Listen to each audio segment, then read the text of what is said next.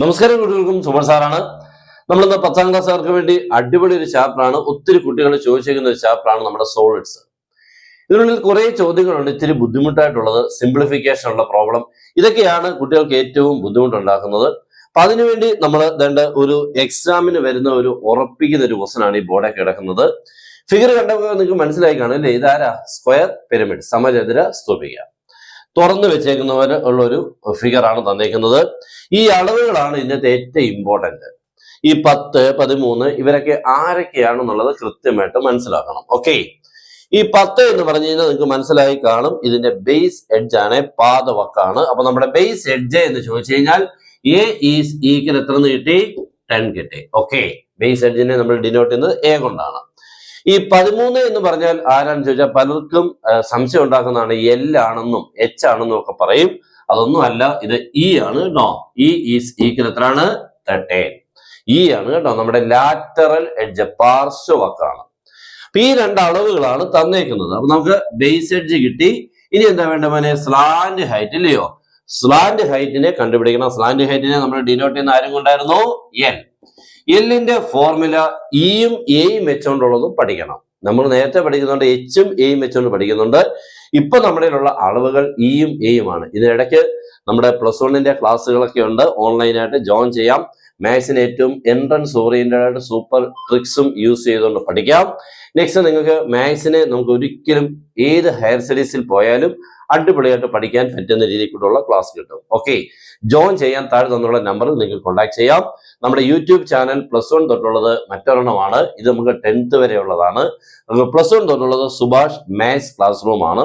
അതിപ്പോൾ ഏകദേശം 1 lakh സബ്സ്ക്രൈബേഴ്സിന് മണ്ടയ്ക്ക് പോയിട്ടുണ്ട്. നിങ്ങൾ സബ്സ്ക്രൈബ് ചെയ്തിരിക്കണം. നിങ്ങൾക്ക് വേണ്ട എല്ലാ കാര്യങ്ങളും +1 തൊട്ടുള്ള ഹയർ സ്റ്റഡീസിന് വേണ്ട എൻട്രൻസ് എല്ലാം അതിൽ കൂടെ കിട്ടുകയും ചെയ്യും. അപ്പൊ മറക്കണ്ട, Subhash maths class room. Okay, അപ്പൊ നമുക്ക് നോക്കിക്കേ, എല്ലിനെ കണ്ടുപിടിക്കാനുള്ള ഫോർമുല എല്ലാവരും പഠിച്ചിരിക്കുക. ഇയും എയും വെച്ചുകൊണ്ടുള്ളത് e square minus a/2 the whole square. ഇതാണ് കേട്ടോ, root of e square minus a/2 the whole square. That is equal root of e എത്ര? 13 അല്ലയോ? അപ്പൊ 13 square minus 10/2 whole square. That is root of 13 square എത്രയാണ് മോനെ? 169 minus 10/2 5. 5ന്റെ square എത്ര മോനെ? 25. ഇത് റൂട്ട് ഉള്ളതൊക്കെ ആണെന്നുള്ളത് എല്ലാവർക്കും അറിയാം, 12 ആണ്. ഓക്കെ, അപ്പൊ നമുക്ക് റൂട്ട് കിട്ടി 12. ആരെ കിട്ടി എന്നർത്ഥം? എൽ. അപ്പൊ നമ്മുടെ സ്ലാന്റ് ഹൈറ്റും കിട്ടി. ഇനി എന്താണ് മോനെ? Lateral surface area. ഓക്കെ, പാർശ്വമുഖ വിസ്തീർണം. ലാറ്ററൽ സർഫസ് ഏരിയയുടെ ഫോർമുല എന്തായിരുന്നു? 2AL എന്നാണ് കേട്ടോ. 2AL. ഇവിടെ എ ഉണ്ട്, എൽ ഉണ്ട്, എല്ലാം ഉണ്ട്. പിന്നെ എന്തിനാ നമ്മൾ സമയം കളയുന്നത്? That is 2 into A. എത്രയായിരുന്നു? 10 ഇൻറ്റു എൽ എത്രയായിരുന്നു? 12. 12 കൊണ്ട് 2 24, 10 ഇൻറ്റു ചെയ്യുമ്പോൾ 240. Okay, 240 centimetre square. ഇനി total surface area. Total surface area എന്ന് പറഞ്ഞാൽ ഫുള്ള് ഉപരിതല വിസ്തീർണം ഫുള്ളാണ് കേട്ടോ. ഫുൾ വിസ്തീർണമാണ്, പരപ്പളവാണ്. ഇപ്പൊ TSAയുടെ ഫോർമുല 2AL പ്ലസ് a² എന്നാണ്. ഈ 2AL പ്ലസ് a² ഉള്ളിലെ 2AL നമുക്ക് കിട്ടിക്കഴിഞ്ഞു. മോനെ എത്ര 2AL കിട്ടിയത്? 240. അപ്പൊ ഇവിടെ 240. a², a എത്ര? 10 അല്ലയോ? അപ്പൊ a² 10ന്റെ സ്ക്വയർ, ദാറ്റ് ഈസ് 240 പ്ലസ് 100 സമം എത്ര കിട്ടി? 340 സെന്റിമീറ്റർ സ്ക്വയർ. തീർന്നു. ഓക്കെ, ഇനിയിപ്പോ ഇനി വോളിയം വേണമായിരുന്നെങ്കിലോ? വോളിയം വേണം. വോളിയത്തിന്റെ ഫോർമുല എളുപ്പം എന്ന് പറഞ്ഞു. ഒറ്റയടിക്ക് 1/3 a² h ഇല്ലേ? 1/3 a² h ആണ് വോളിയം. വോളിയം വേണമായിരുന്നെങ്കിൽ നിങ്ങളപ്പോ എന്ത് ചെയ്തേനെ മോനെ? വോളിയം വേണമെങ്കിൽ h വേണം അല്ലേ? ഇവിടെ ഇപ്പൊ നമ്മുടെ h ഇല്ലല്ലോ. പക്ഷെ നമ്മുടെ ആരൊക്കെ കിട്ടി? എൽ കിട്ടി 12, എ കിട്ടി എത്ര മോനെ? 10.